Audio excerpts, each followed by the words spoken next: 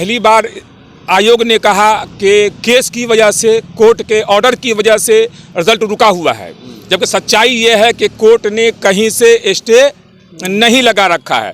RTI के ज़रिए भी सवाल किया गया तो इन्होंने साफ जवाब दे दिया कि कहीं से कोई कोर्ट रुकावट नहीं है, लेकिन इन्होंने कहा कि प्रोसेस जारी है। लेकिन ये 1.5 साल का प्रोसेस क्यों? ये प्रोसेस 1.5 साल को जाएगा या 10 साल को जाएगा, या फिर बहाली को रद्द करनी है? इसलिए हम लोग सरकार से, आयोग से ये गुजारिश करते हैं, अपील करते हैं कि ये प्रोसेस जितना जल्द से जल्द हो सके, जल्द से जल्द इस प्रोसेस को ख़त्म किया जाए, सारी बहाली फ़ौरन हो और हफ्ता के अंदर हो, वरना हम लोग रोड पे आ जाएंगे। रोड पे आ जाएंगे। अभी कहाँ है? अब हम रोड पे खड़े हैं, धरने पे बैठेंगे। कि आपके कोई भी विभाग के आयोग के जो चेयरमैन हैं वो ऐसा काम कर रहे हैं कि हर बहाली में लोग को रोड पे आना पड़ता है। क्या गरीब यही उम्मीद से आपको वोट देता है? क्या गरीब आपको इसी बुनियाद पर जिताता है और सरकार में लाता है कि आप सरकार में आ गए? आपके आयोग के जो चेयरमैन होते हैं वो काम को 1.5 साल।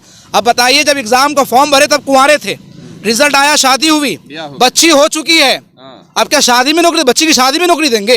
गरीब की गाड़ियां रास्ते रोक दिए जाते हैं, घरों को ढक दिया जाता है, लेकिन जब नौकरी की बात आती है तो लंच हो रहा है, कभी काम नहीं हो रहा है, प्रोसेस में चल रहा है। ये प्रोसेस इतना लंबा है कि 10-15 बच्चा पैदा हो जाएगा तब तक प्रोसेस चलेगा इनका। इसलिए मेरी गुजारिश है नीतीश सरकार से, जो चाचा है यहाँ के, और भैया तेजस्वी यादव से, बड़े शौक से आप जब मुख्यमंत्री बने हम सब के चेहरों पे खुशी के आसार थे, हम सब खुश हो गए थे कि अब ये लोग आए हैं, अब तो अल्पसंख्यक के सुनेंगे। लेकिन नहीं, इन 1.5 साल की ताखिरों ने हमारे चेहरों को फिर से मायूस कर दिया है। हमें लगता है कि पता नहीं क्या होगा। इसलिए गुजारिश है कि अब सुन लीजिए, अब कम से कम हम सब की बहाली को जल्द से जल्द कर दीजिए। सारी रुकावटें अब खत्म हो चुकी है। सर, हम लोग 2019 में भरे थे, पीटी का एग्ज़ाम दे दिए, उसके बाद मेंस भी दे दिए, काउंसलिंग भी हमारी हो गई, लेकिन अभी तक रिजल्ट नहीं आया है।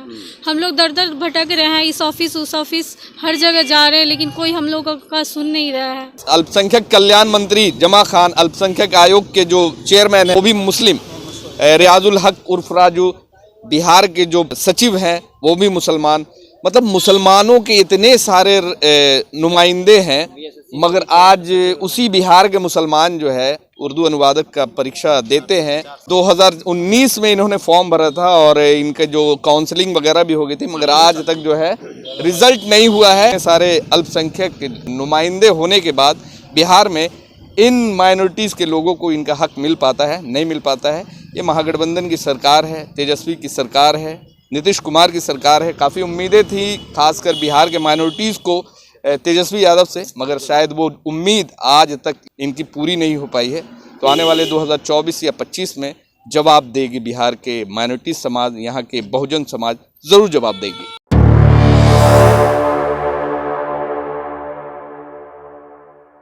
देखिए, इस वक्त हमारी मौजूदगी बिहार कर्मचारी चयन आयोग के बाहर में है और यहाँ पे आप देख सकते हैं कि सैकड़ों की संख्या में माइनॉरिटीज़ के लोग यहाँ पे पहुँचे हुए हैं, जो कि उर्दू अनुवादक के अभ्यर्थी हैं, सहायक उर्दू अनुवादक के अभ्यर्थी हैं, जो लगभग 1.5 सालों से पटना का चक्कर लगा रहे हैं। कभी यहाँ के उप मुख्यमंत्री से मिल रहे हैं, कभी बिहार अल्पसंख्यक मंत्रालय का चक्कर लगा रहे हैं, कभी अल्पसंख्यक आयोग के चेयरमैन से मिलते हैं, मगर इनकी जो परेशानियां हैं शायद अभी भी ख़त्म नहीं हुई है। आज ये एक बार फिर से बिहार कर्मचारी आयोग पहुंचे हैं। हफ्ता 10 दिन पहले मुलाकात की थी, उन्होंने आश्वासन दिया था कि मैं आपके काम के सिलसिले में श्री मुख्यमंत्री नीतीश कुमार जी से बात करूंगा, लेकिन ऐसा कोई अभी तक रिजल्ट सामने नहीं आ पा रहा है। अभी जो यहाँ के चेयरमैन है, इनसे मुलाकात हुई आप लोग? हम आज बुलाए गए थे सचिवालय। अच्छा। आमिर सुबहानी साहब से हम लोगों की मुलाकात हुई।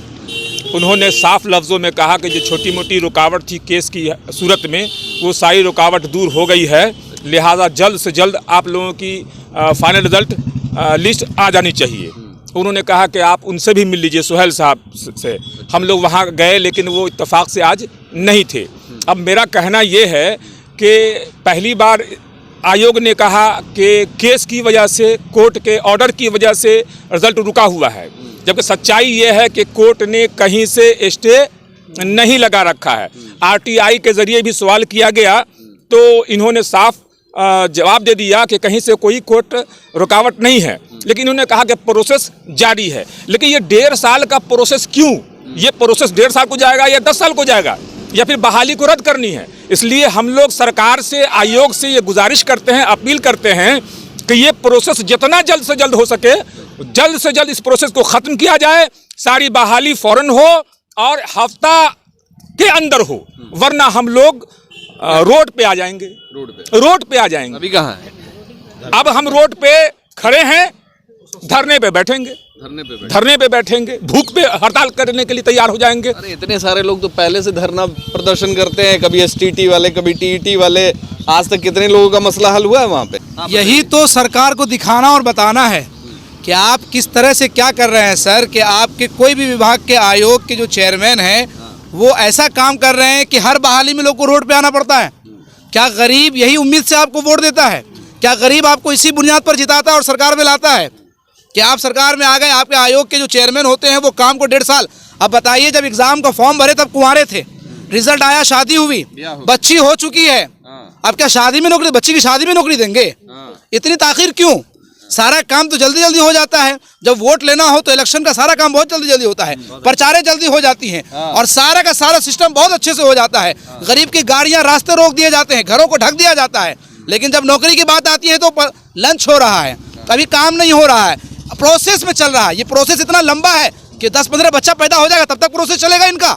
आखिर ऐसा क्यों? सरकार को यही बताना मकसूद है कि आपके चेयरमैन जो भी बनते हैं किसी भी आयोग के, वो किसी काम में इतना डिले क्यों करते हैं, इतना रिजल्ट को निकालने में इतनी ताखिर क्यों करते हैं, जिसके वजह से गरीब बच्चों को, बच्चियों को, औरतों को रोड पर, रास्ते पर धरना देना पड़ता है। ठंडी के मौसम में, गर्मी में हाहाकार, भूख की हालत में तड़पना पड़ता है। यही बात तो सरकार को बताना मकसूद है। इसलिए मेरी गुजारिश है नीतीश सरकार से, जो चाचा हैं यहाँ के, और भैया तेजस्वी यादव से, बड़े शौक से आप जब मुख्यमंत्री बने, हम सब के चेहरों पे खुशी के आसार थे, हम सब खुश हो गए थे कि अब ये लोग आए हैं, अब तो अल्पसंख्यक के सुनेंगे। लेकिन नहीं, इन 1.5 साल की ताखिरों ने हमारे चेहरों को फिर से मायूस कर दिया है। हमें लगता है कि पता नहीं क्या होगा। इसलिए गुजारिश है कि अब सुन लीजिए, अब कम से कम हम सब की बहाली को जल्द से जल्द कर दीजिए। सारी रुकावटें अब खत्म हो चुकी है। इसी बुनियाद पर हम लोग यहाँ सब मौजूद हुए हैं। आप क्या कहें? जी, मेरा प्रकाश चौधरी। आप भी उर्दू से ऑनर्स करके? नहीं, उर्दू से मौलवी पास आउट हूँ। 12th लेवल पे एग्ज़ाम हुई थी, जिसमें मैंने पीटी क्वालिफाई किया, मेंस क्वालिफाई, काउंसलिंग भी पास की। मेरे में कोई प्रॉब्लम ही नहीं है, मैं 80 कैटेगरी में आता हूँ। बट अभी तक ये 1.5 साल काउंसलिंग का बीत चुका है, जिसके वजह एवज़ में कुछ NCL वालों, WES वालों ने केस कर दिया था हाई कोर्ट में। उनके एवज़ में बोला गया था कि मामला पेंडिंग है, जिसकी वजह से रिजल्ट आया नहीं कर जाए। तो हमारे साथियों ने केस को विड्रॉ भी कर लिया गया है और उस केस का जो एक प्रति होती है वो आयोग को दिया भी गया है, लेकिन फिर भी आयोग ने अभी तक रिजल्ट जारी नहीं किया है। ये क्या मंशा है सरकार की और आयोग की, अभी तक कुछ क्लियर नहीं हो पा रही है। और इसके लिए हमारे साथी दर दर भटक रहे हैं, कभी इस आवास, कभी वो मंत्री के आवास, कभी इसके। आज भी सुबह मैंने उमेश कुशवाहा के आवास पे गया हुआ था, उनको लेटर दिया, उन्होंने आश्वासन दिया। सिर्फ आश्वासन से कब तक काम चलेगा? हम लोगों के क्या आश्वासन मिला? क्या है मसला? कब भरी थी मैडम फॉर्म? सर हम लोग 2019 में भरे थे, पीटी का एग्ज़ाम दे दिए, उसके बाद मेंस भी दे दिए, काउंसलिंग भी हमारी हो गई, लेकिन अभी तक रिज़ल्ट नहीं आया है।